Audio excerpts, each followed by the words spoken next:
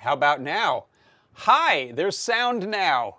Thanks, Tyeth, for being the first one to point that out over in the Discord chat, and to Dave Odessa for being the first in the YouTube chat. I should have a giveaway or status or prize for people who are the first to let me know that, hey, pal.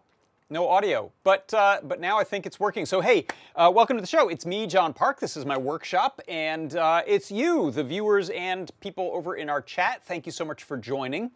We've got the YouTube chat. That's one I can keep track of. So hello to Dave Odessa and Hoi Polloi and Tech Binary Sphere and Ellery Cadell. Thank you for joining. I appreciate you very much. And then the other primary place that we have chat going on is in our Discord. So if you're not aware of it, check it out at adafru.it/discount. No, /Discord. That is our Discord. You can get that link right there on adafru.it/Discord. Adafruit Discord server has a bunch of channels on it. You'll want to look for that one right there, the live broadcast chat channel. That's where people are hanging out. Hello to Some Nice and Todd Bott, C. Grover, Starman, Tyeth, Paul Cutler, Jim Hendrickson. Hello, thank you for joining in. Some Nice says that the Microsoft Teams has a good feature that alerts you if you try talking on mute. I've been threatening for years to create some sort of project gizmo device that helps me realize when I'm not broadcasting audio. If I just look at the VU meters, but sometimes I cover them up, so maybe I should get that on an extra monitor. Maybe that's it. Maybe I need a little tiny extra iPad or HDMI monitor that just has the VU meter on it. So if I see that in the corner of my eye all the time, I'll get used to noticing that. Todd Bott asks, is this that CRT appreciation channel? Audio is good now, says C. Grover. Thank you. Yeah, you can work on your lip reading, I suppose. So Charles Burniford says, make a small web server that lights up a light if a certain link is sent to it. Yeah, you know what, Charles, that's a good idea. I used to have something like that running. It was a Glitch.io dashboard, and some of the viewers, including C. Grover, would tune in, and if they didn't hear the audio, they'd hit that, and I had a big buzzer and light go off. And then I scavenged that thing for some parts, I think, or Glitch.io stopped loving me or something. I can't remember what happened. But anyway, what do we got going on today? I've got a new coupon code for you. I've got a recap of a product pick of the week. I have a pretty nifty CircuitPython Parsec. Do a little bit of a Learn Guide recap, kick off a new project, and possibly more, depending on time. So we'll see. Let's get started with the coupon code. So if you want to go get yourself some stuff at the Adafruit store and save a little bit of money, the coupon code today is Grayskull. I don't know why. I'm not a huge He-Man fan, but it was kind of overcast today, so that's what came to mind. So there you go, Grayskull. If you type that in the coupon code slot at adafruit.com on your way out, when you're buying some stuff, you'll get 10% off. And that is good on physical goods, not for gift certificates or software subscriptions. I was informed, however, it is good on Raspberry Pi stuff. There was a time when it wasn't, but it actually applies to Raspberry Pi stuff as well. So if you want to go to adafruit.com, that's adafruit.com right there. You can check out some product picks. We have a little banner here with some new products. Click on that, view all new products. Pick up some upcycled 3.5-inch floppy drives. I know I'm gonna pick up a couple of those because I have some ideas. I have some kooky projects in mind with that. So go get yourself some floppy drives. Or we've got these snazzy new strands of NeoPixels with some different shapes that are plastic casings for the NeoPixels. I think we have stars and hearts and ball shapes. There's also some neat new Ruiz Brothers models that have been printed in resin, I believe, and those are for holding micro servos in a couple of orientations for Lego compatible brick application, which is pretty neat. And there's also these neat looking doodads right here. These are some USB-C to DC jack, or rather DC plug adapting, which will run a power delivery supply and grab either 5 volts, 9 volts, or 12 volts. And I think we have a 20-volt version coming. So that's pretty cool. We're nearing a world where a USB-C power delivery brick may be the only gizmo you need for powering your DC stuff, which is pretty cool. And more. So anyway, if you want to go and look at that stuff or any of the other goodies at the Adafruit shop, you can get 10% off with that coupon code right there, Grayskull, today. It'll be good until midnight East Coast time tonight. Speaking of nifty stuff from the Adafruit shop, I got some of these little USB-C plugs and played around with them and did a little demo on my product pick show. So that's the show that happens on Tuesdays.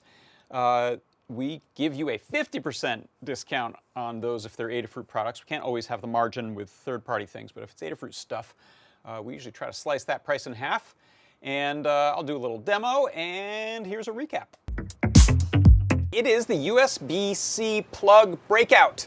USB wireless mouse. It comes with a USB type A dongle, which looks something like that. If you've got a USB-C port you want to use, what you can do is gut the thing and connect it right to our board.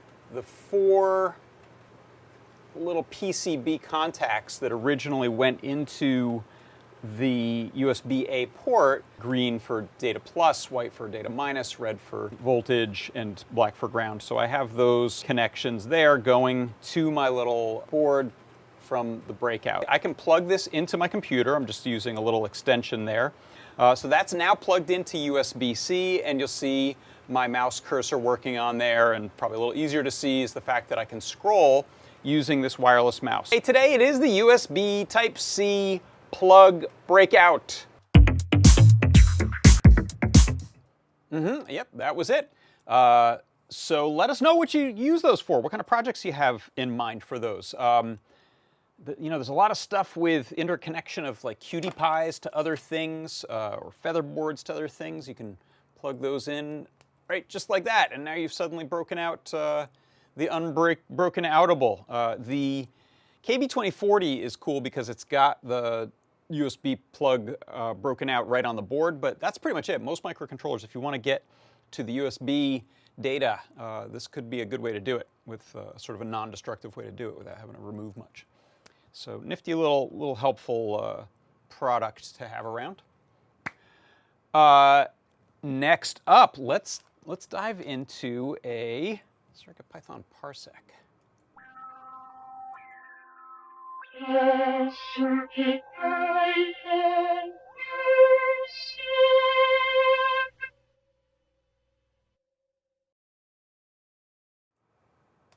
Okay.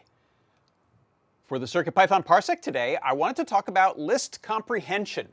So this is a really neat feature in Python that allows you to create a new list based on an existing list, do some filtering or remapping, and do it all in just a single line. So as an example here, you can see I have a list. In this case, it was a bunch of true and false statements that maybe come from some button pressing or a sensor or something. So I've created a list, has a bunch of true and false.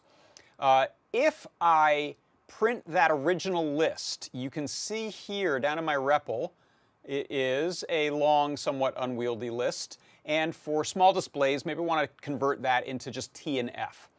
Now, the traditional way to do this would be to loop through the list. So you can see I've got for X in the original list, so each item in that list.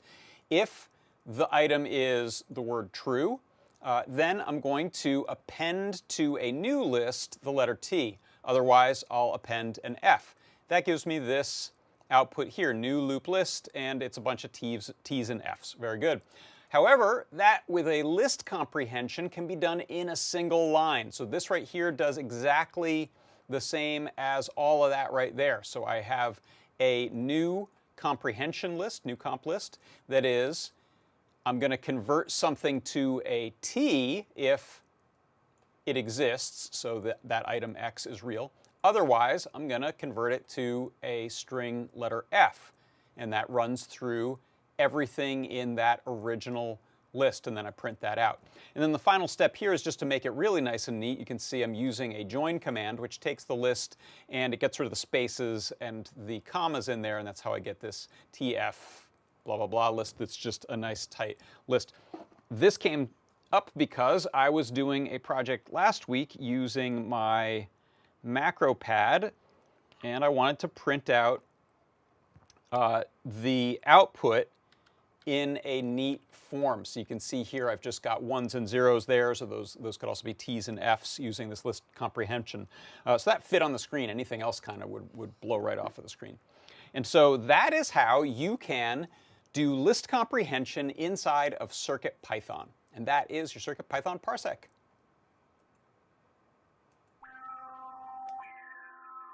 CircuitPython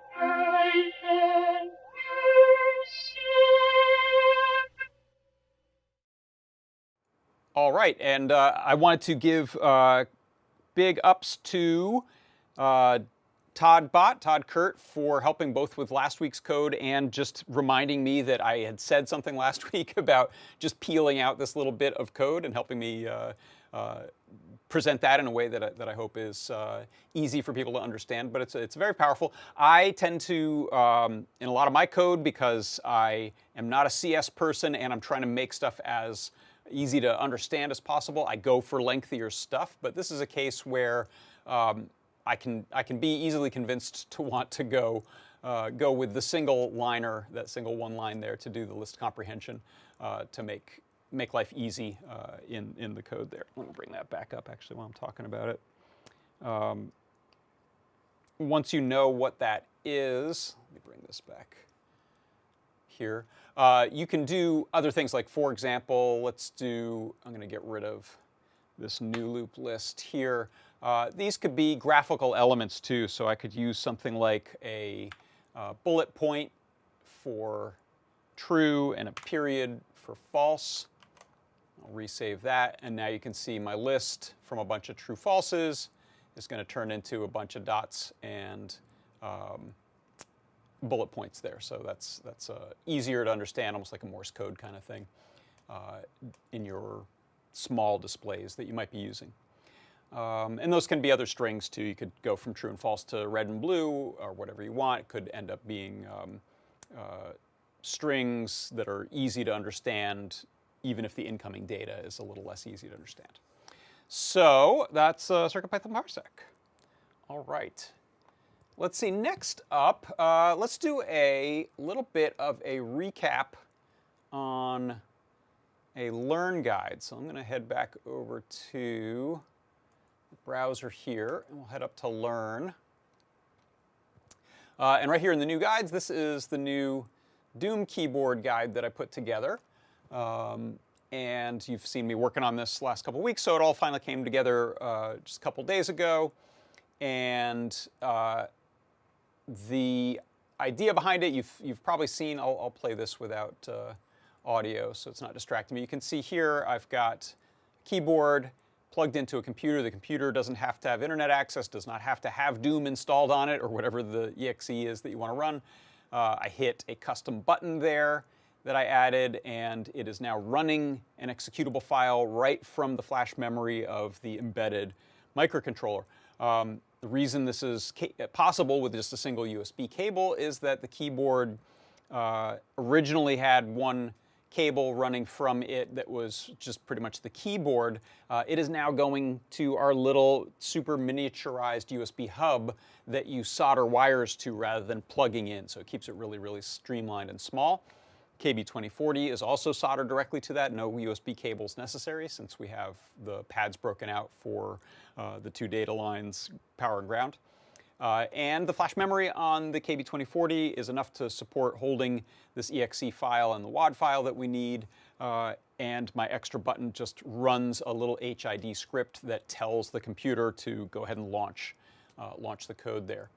So if we take a look at the Build the Doom keyboard section of the guide, here's the keyboard I started with. This would work with any keyboard. A mechanical keyboard is probably preferable, especially because they tend to have a little more depth in them, a little more space, empty space in there to fit some stuff.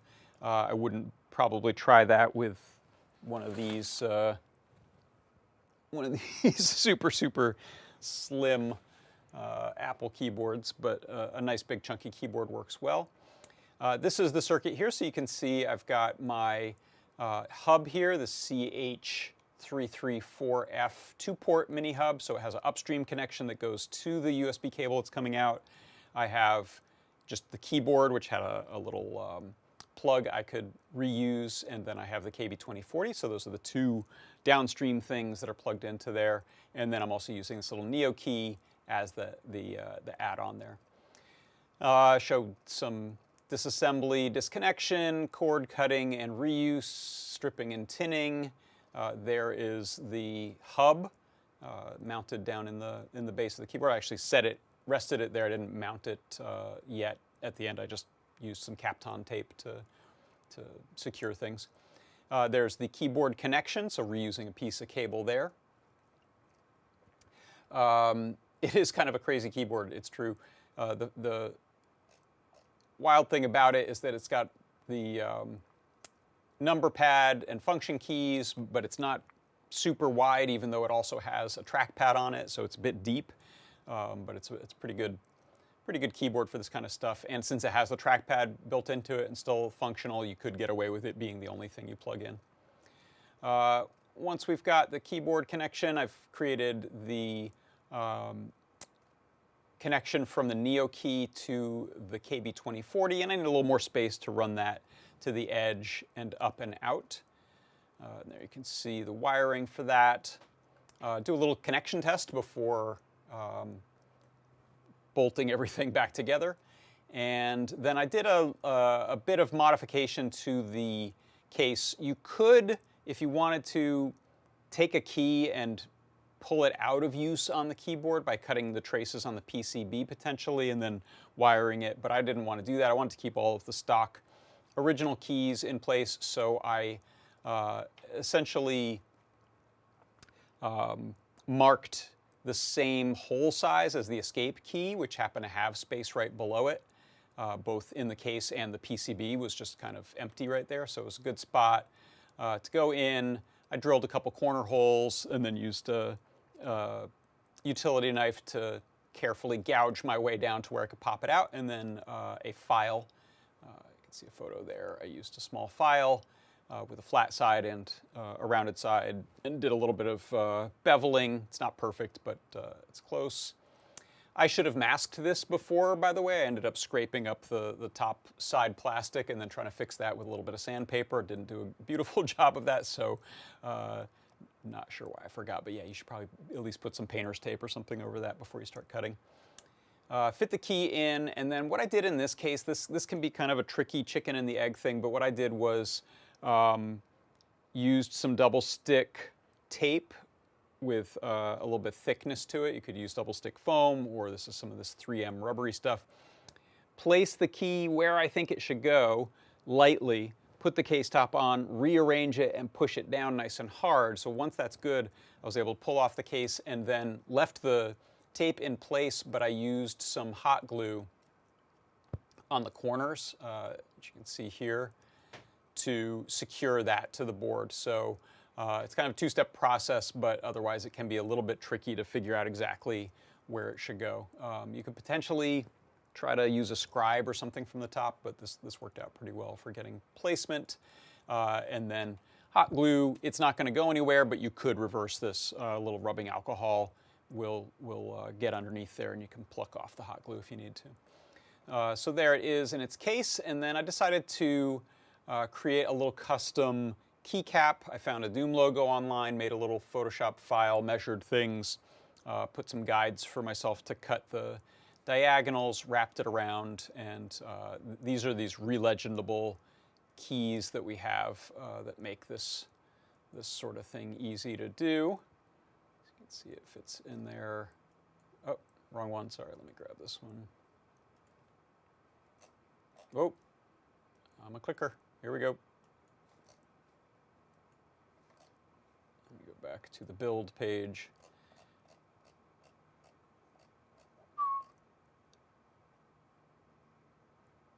That's the one I want to show you. Larger.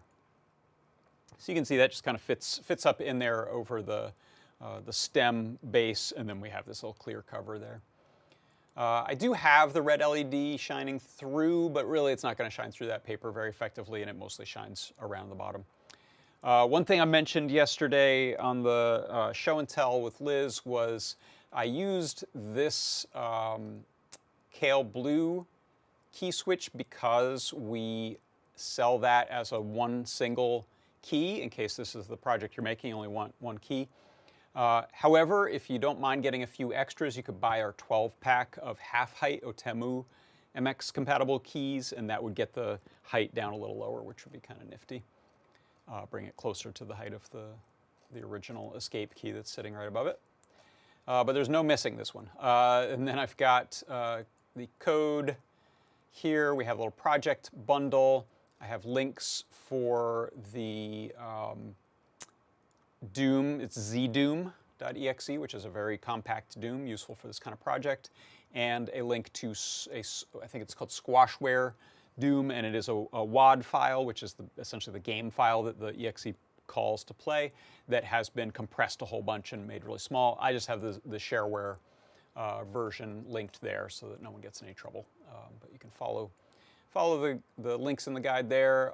Here is a little GIF of it in action. It boots pretty quick, especially the second time. First time takes a little longer. One thing I didn't mention in the guide, maybe I'll add a little note, is the first time you launch, you may end up with it in a window that's real small. You can go through and make your adjustments in the preferences. It will save those in an INI file, I think it is, that is going to be saved right on the flash memory of the KB2040, and then it'll remember those. So any settings, save games, things like that, those will all be saved as well. And that is it. Go enjoy playing some Doom or whatever.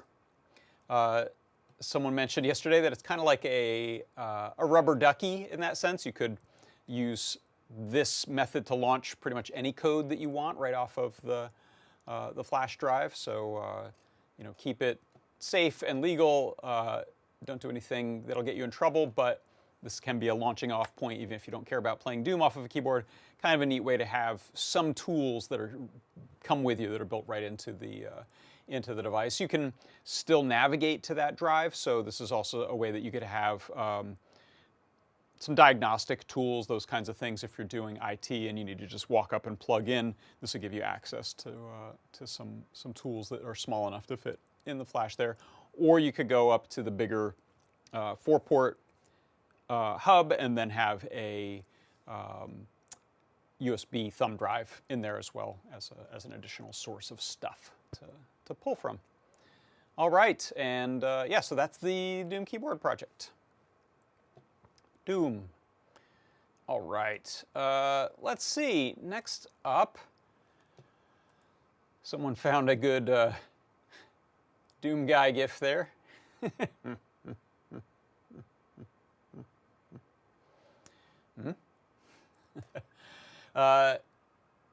Tyeth asks, is there a site to find old games in portable tiny format? Oh, that's a great question. Yeah, I don't know. That would be a neat thing to build a little hub around as places to get good games. Like when I do NES stuff, it's not particularly smaller than other NES games, but I bought a copy of the ROM of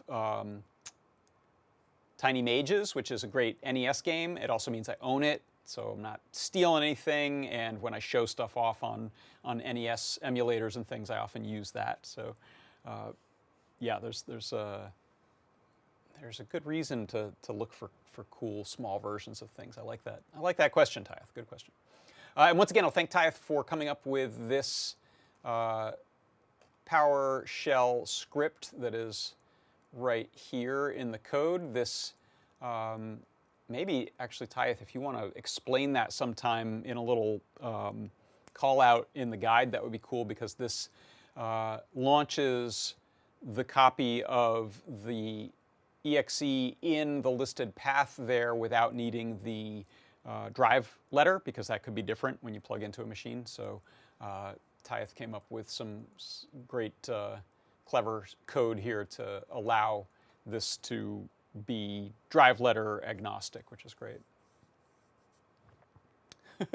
Tyeth says, legitimate ROM purchases. I wasn't aware such a thing exists, except indie games. Yeah, I've really wanted to get Tiny Mages on a cartridge. They sell it, but it's out of the company that makes Tiny Mages is out of France, and so it's a bit expensive for me to ship on top of the cartridge. It's like 60 or 70 bucks to get the cartridge. So for now, I'm not playing it on legit hardware.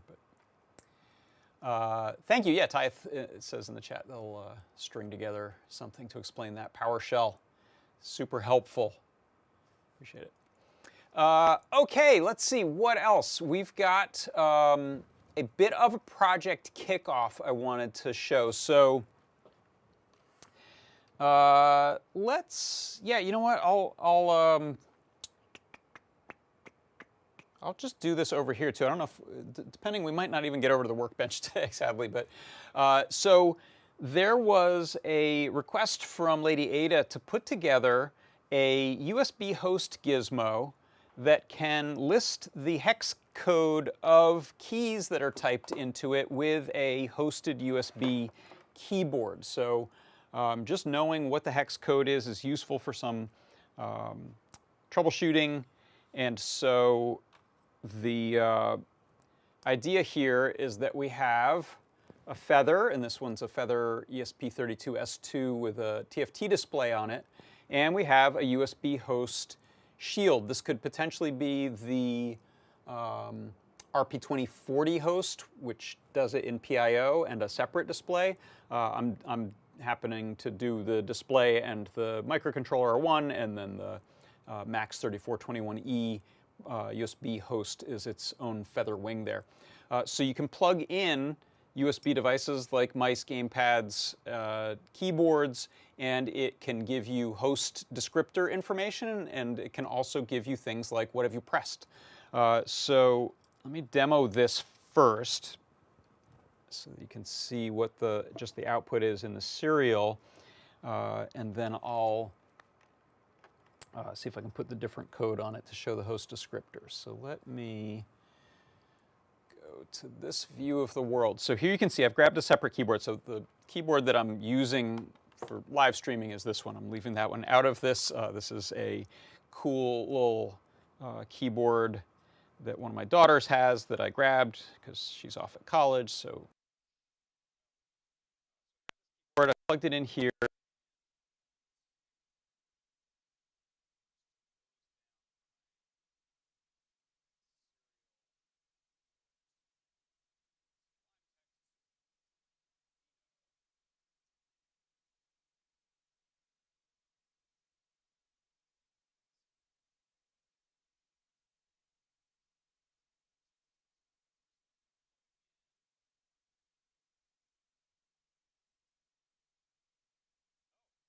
Audio is gone. Weird. Check, check. I don't know what's going on. Is it this connection here? Thanks for, yeah, thanks for the note. Okay, I'm side of the mic wire. All right. Yeah, I leaned over and I bet I bent something. Yikes. Okay. Thank you for the note. I think we're back. Yeah, I think I've got a...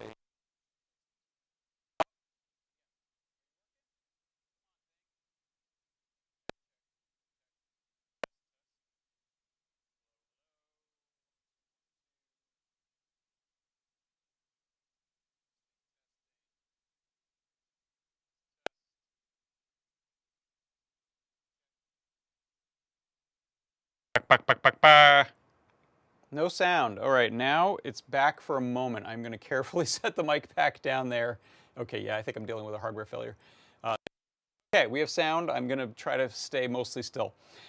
So let's open up a... is that the one you're seeing? Device report. I can't remember if that's the right one, but it's okay because the serial output is what we care about right now. So you can see here, I've got this keyboard plugged in. I can't remember, can I make that text bigger? Yeah, that's a good bit bigger. So you can see here in Arduino, in my serial output, this is the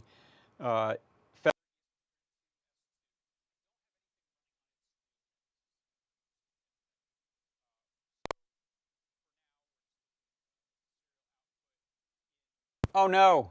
Wait, okay, I saw audio go out again. Good grief. I'm going to move that. Hold on, I'm going to move my VU meter right where I can see it the whole time.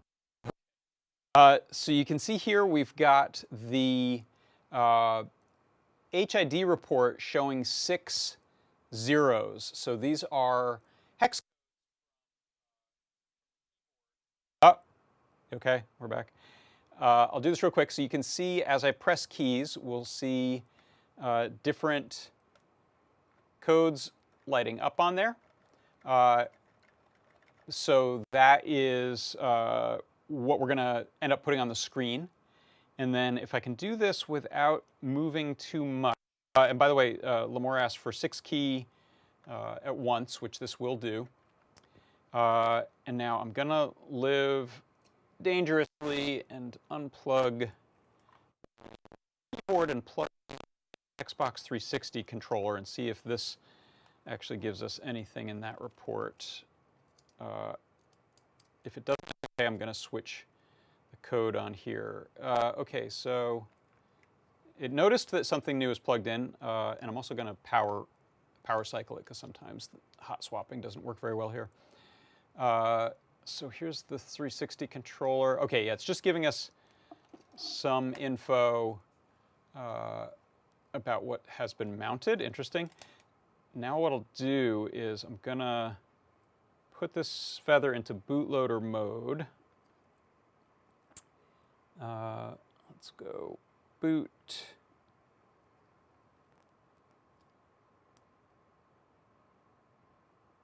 Boot reset. Hopefully that is in bootloader mode. And I'm going to go to this other Arduino sketch here, device info. And I'm going to try to upload that. Just check my VU meter. There we go. Oh, where'd it go? I just lost the VU meter. It's wedged between two windows. There you are. And let me see if I've got, yeah, this is ready. Okay, so I'm going to upload that firmware. Let me hide this one. So this is the new code I'm uploading here.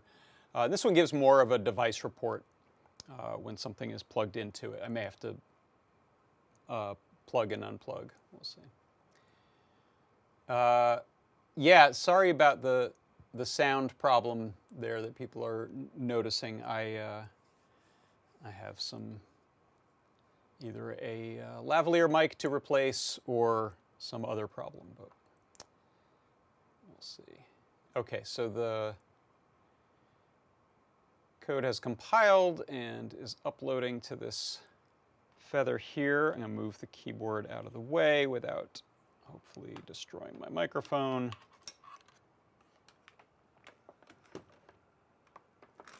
And, yep, still working, good.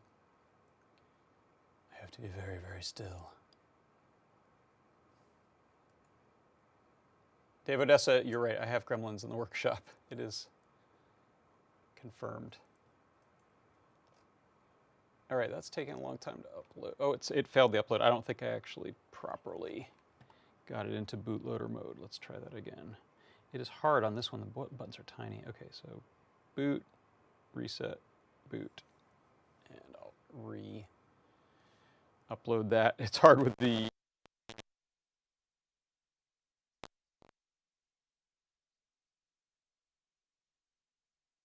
and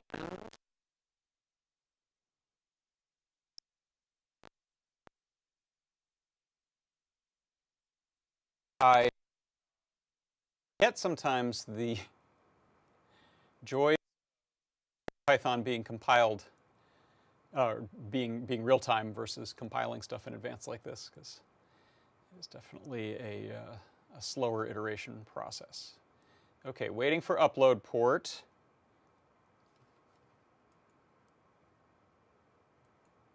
Fallback that it's picking, I think, is correct.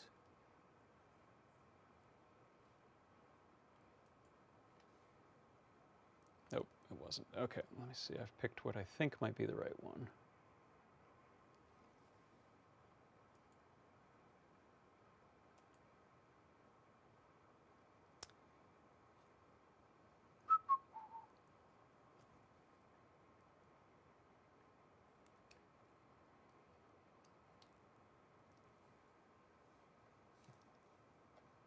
One more time here.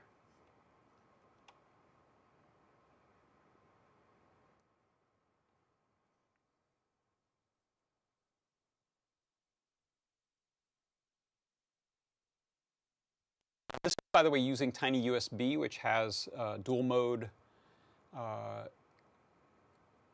methods, which are the USB host.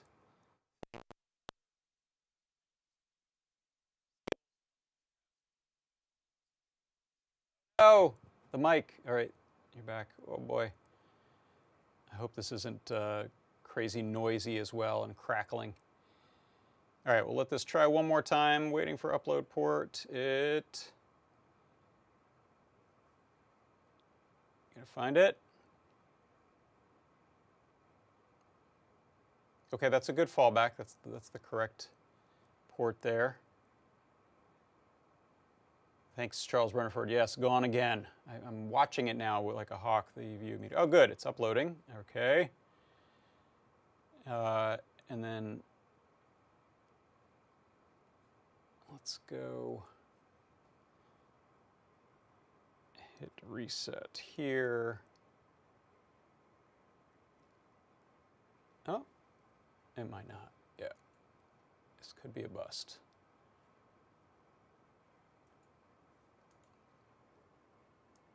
Yeah, I broke it. Okay. So I'll get back to it. I also don't want to subject you to this problem with the mic. Yeah, it's not the batteries, actually. The batteries are fresh on the transmitter and the receiver. But I am seeing sound go out, and it's mostly, I think, when I've moved. So I must have, I mean, the wiring on these lav mics is, even though they try to make it robust, especially for as expensive as they are a little temperamental and easy to wreck. So I've clearly done something bad here. So I'll end that at that. But that's the kickoff of what we're getting at here. I'll be working on doing a little USB HID plug-in key code gizmoid on a TFT that you'll be able to just pair up two things, plug in, and see key info or other device info depending on what you're using.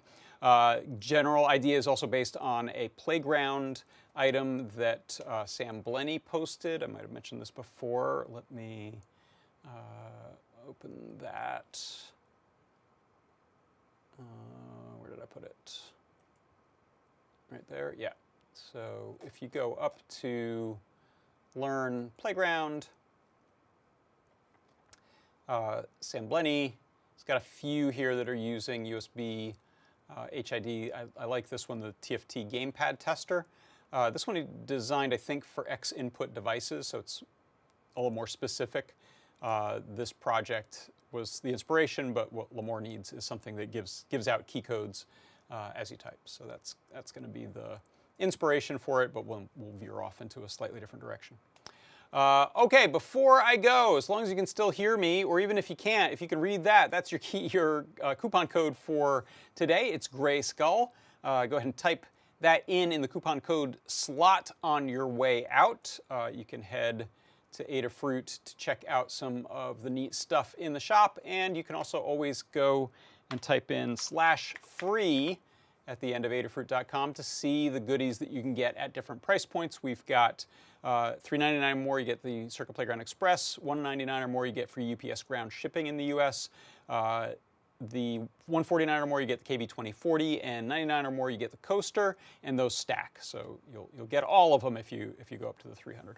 All right, I think I will not push my luck and end it there since the gremlins are out in force.